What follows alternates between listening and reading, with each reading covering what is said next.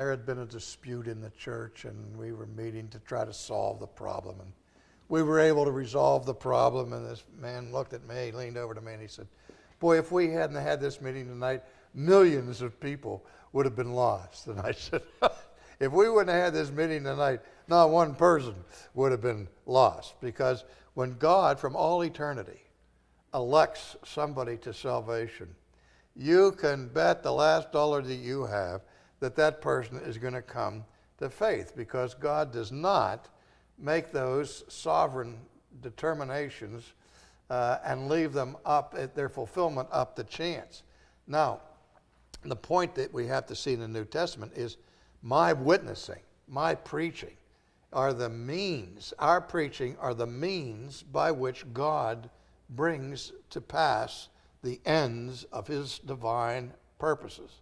And though God does not depend on me to preach or to teach or to witness to bring about his perfect purpose, nevertheless, he gives me the unspeakable privilege of participating in his plan of redemption.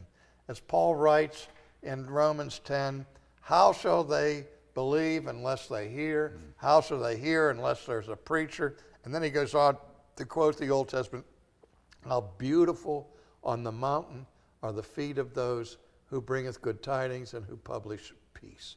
Now, I know that I came to Christ through the witness of an individual who told me about Jesus. And because of his witness to me, I will love him forever and be eternally grateful to him.